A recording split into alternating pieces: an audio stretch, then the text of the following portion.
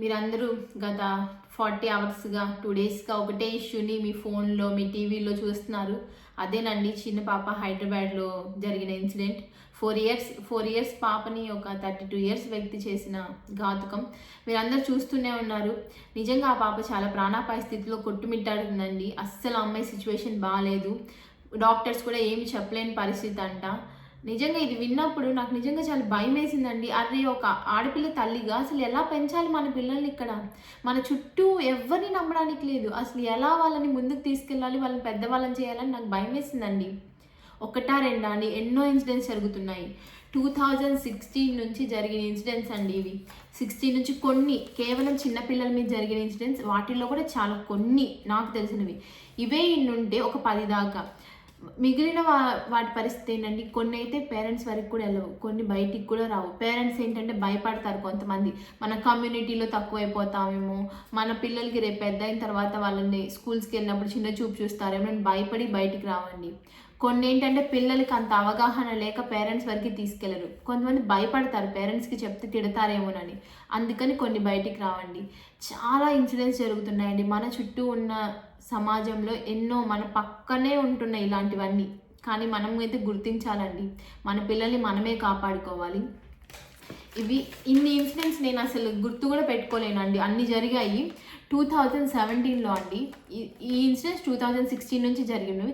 2017లో పాండిచేరి రాష్ట్రంలో మన ఇండియాలో ఒక 5 సంవత్సరాల పాపని 6 స్కూల్ నుంచి వచ్చిన పాపని తీసుకెళ్ళి ఇబ్బంది చేసి చంపేశారు. చచ్చిపోయిన తర్వాత ఆ అమ్మాయిని ఒక గోనె సంచిలో మూట కట్టి మురిక్కాలులో పడేశారు. ఒక 1 వీక్ తర్వాత ఏదో స్మెల్ వస్తుందని వెళ్తే అక్కడ ఆ పాప శవం కుళ్ళిపోయి కనిపించిందండి. 5 ఇయర్స్ పాప. వాళ్ళ పేరెంట్స్ పరిస్థితి ఏంటండి? ఎంత బాధపడి ఉంటారు? అంతెందుకు, మన వైజాగ్లో ఒక 2-3 ఇయర్స్ బ్యాక్ ఒక ఇన్సిడెంట్ జరిగింది.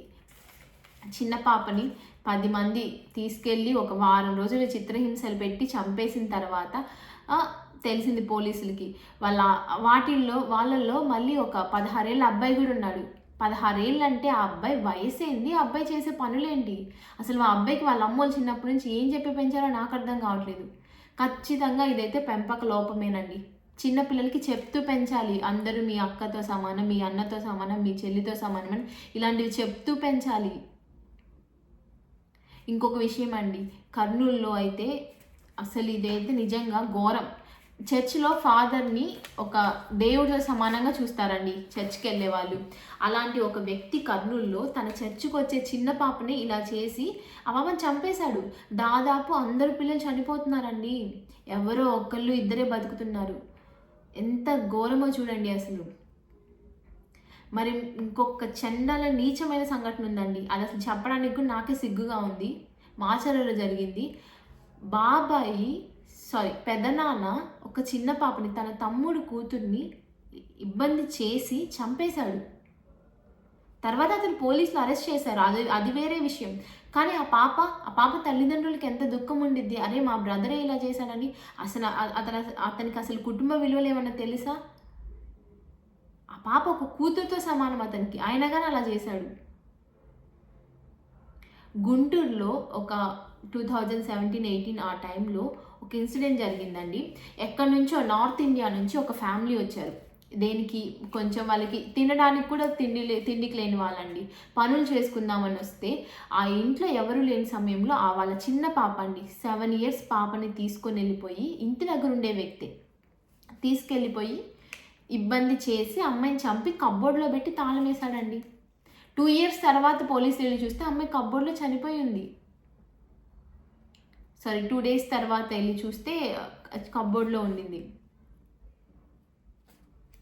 నిజంగా అసలు ఎట్లా ఉందంటే అండి సిచ్యువేషన్స్, అస్సలు బాగాలేవండి. ఆడపిల్లలకి అస్సలు రక్షణ లేకుండా పోయింది. ప్రతి చోట ఇలాగే జరుగుతుంది. మన ఇండియాలో అంటే సర్వే ప్రకారం ప్రతి 6 నిమిషాలకు ఒక రేప్ అటెంప్ట్ జరుగుతుందంట అండి. అది చిన్నపిల్లల్ని కానీ పెద్దవాళ్ళని కానీ. ఎన్నో చట్టాలు ఉన్నాయండి. మనకి 2016లో ఒక చట్టం వచ్చింది. ఏంటి, 12 సంవత్సరాల లోపు పిల్లలైనా ఇలా ఏమన్నా అత్యాచారాలు అలాంటివి గురైతే ఆ చేసిన వ్యక్తికి ఉరి శిక్ష అని. ఎన్ని కఠినమైన శిక్షలు ఉన్నా కానీ ఎవ్వరూ ఆగట్లేదండి. వాళ్ళకి అసలు చీమ కుట్టినట్టు కూడా ఉండట్లేదు, అరే మనల్ని ఉరి తీస్తారే అని. అసలు మనుషులా పశువులా అండి? ఒక 42 ఇయర్స్ ఉండే వ్యక్తులు చిన్న చిన్న పిల్లల్ని, 42, 45 ఉండే వాళ్ళు కూడా చిన్న చిన్న పిల్లల్ని, 9 ఏళ్ళు 7 ఏళ్ళు వాళ్ళ మనవరాళ్ళ వయసు ఉండే పిల్లల్ని ఇలా చేస్తుంటే ఎలా? అసలు ఎగ్జాక్ట్‌గా ఇప్పుడు ఈ ఇన్సిడెంట్ జరిగిందా మొన్న 2 డేస్ బ్యాక్, దానికి కరెక్ట్ వారం క్రితమేనండి తెలంగాణలో ఇంకొక అమ్మాయిని మిర్చి యార్డ్‌లో వర్క్ చేసే అతను తీసుకెళ్ళి చంపేశాడు. 2017లో అంటండి ఒక వారం 10 రోజుల గ్యాప్‌లో 6 చిన్నపిల్లలపై అఘాయిత్యాలు జరిగాయంట మన ఇండియాలో. ఇండియా మొత్తంలో 2017లో వారం గ్యాప్‌లోనే. ఒకటా రెండా అండి? అమ్మో! అసలు ఆ పిల్లలు ఎలా, నాకు ముందు ఆ పిల్లల గురించి తలుచుకుంటే భయమేస్తుంది. మీ అందరికీ తెలిసింది ఒక 9 నెలల పాపని తల్లి పక్కనే నిద్రపోతుంటే తీసుకొనెళ్ళి ఒకతను చంపేసిన విషయం తెలంగాణలో. తర్వాత ఏమన్నారు, అతనికి మతిస్థిమితం లేదు అన్నారు. మతిస్థిమితం లేని వాళ్ళు ఇలాంటి పనులు చేస్తారా? మతిస్థిమితం లేనప్పుడు ఆయనకు అలాంటివి ఎలా గుర్తొచ్చాయి? అతను చనిపోయాడు కరెక్టే, కానీ ఆ పాప పరిస్థితి ఏంటి? ఆ పాప ఇంక తిరిగి రాదు కదా, వాళ్ళ పేరెంట్స్ పరిస్థితి ఏంటి? తల్లిదండ్రులు పిల్లలకి చెప్తూ పెంచాలండి. ప్రతి ఒక్కరికి, మగపిల్లలు ఉన్న తల్లిదండ్రులు అందరూ ఆలోచించాలి. పిల్లల్ని పెంచేటప్పుడే అన్నీ చెప్తూ పెంచాలి.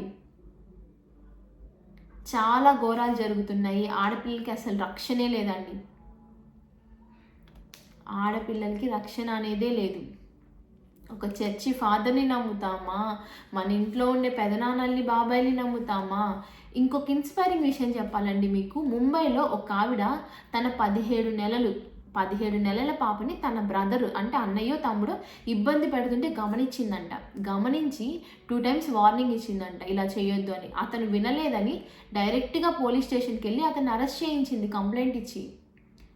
ఆమె తీసుకున్న స్టెప్ చాలా కరెక్ట్ అండి. ఎందుకంటే ఆవిడ ఆ స్టెప్ తీసుకోకపోతే ఆవిడ కూతురు పరిస్థితి ఏంటి? ఆ చిన్న పాప పరిస్థితి ఏంటి? నిజంగా ఆవిడ ఎంత మంచి పని చేసిందో అలా చేసి. అసలు ఆవిడ ఆలోచించలేదు వాళ్ళ బ్రదర్ అని. ఎందుకంటే తన కూతురే ముఖ్యం అనుకుంది. ఎవరిని నమ్మడానికి లేదండి మన పిల్లల విషయంలో. మన చుట్టూ ఉండే సమాజం బాగోలేదు. ఆడపిల్లలకి రక్షణే లేదండి. సో మనం ఏం చేయాలంటే బయటికి వెళ్ళి మన పిల్లలు ఆడుకుంటున్నప్పుడు మనం వాళ్ళని కొంచెం గమనించుకుంటూ ఉండాలి. పెద్దవాళ్ళే కదా, అంకుల్సే కదా, అంకుల్స్ కదా, అన్నలు కదా అనుకోవడానికి లేదండి. ముసలి వాళ్ళైనా చిన్నపిల్లల్ని ఇబ్బంది పెడుతున్నారండి. సో చాలా అంటే చాలా జాగ్రత్తగా ఉండాలి. మనం ఎవరిని నమ్మడానికి లేదు. మనం ఎవరినైతే ట్రస్ట్ చేస్తామో వాళ్ళని మాత్రమే మన పిల్లల దగ్గరికి రానివ్వాలి. మన ఇంటికి ఎవరైనా కొత్తగా వచ్చినా కానీ మనం గమనించుకుంటుండాలి. మన పిల్లల్ని వాళ్ళు ఎత్తుకునేటప్పుడు కానీ వాళ్ళు మన పిల్లల్ని ఎట్లా చూస్తున్నారని. ఆడపిల్లల విషయంలో మాత్రం అన్నీ గమనించుకోకపోతే తప్పదండి, చాలా ఫేస్ చేయాల్సి వచ్చింది. నిజంగా అసలు ఈ సమాజమే బాగాలేదండి. నాకైతే సిగ్గుగా ఉంది ముందు ఇలాంటి నీచమైన సమాజంలో నేను ఒకదాన్నైనందుకు. నిజంగా నాకు అసలు ఎంత చండాలంగా ఉందంటే, అసలు ఏంటండి ఇది? మన పిల్లల్ని మనమే కాపాడుకోవాలి, ఎవరిని నమ్మొద్దండి. అలాగే ఆ చిన్న పాప త్వరగా కోలుకోవాలని కూడా మనందరం ఆశిద్దాం. ఆ అమ్మాయి కోసం అందరం ప్రార్థనలు చేద్దాం. నిజంగా అమ్మాయి త్వరగా కోలుకోవాలండి. ఇంతేనండి ఈ వీడియో. బాయ్.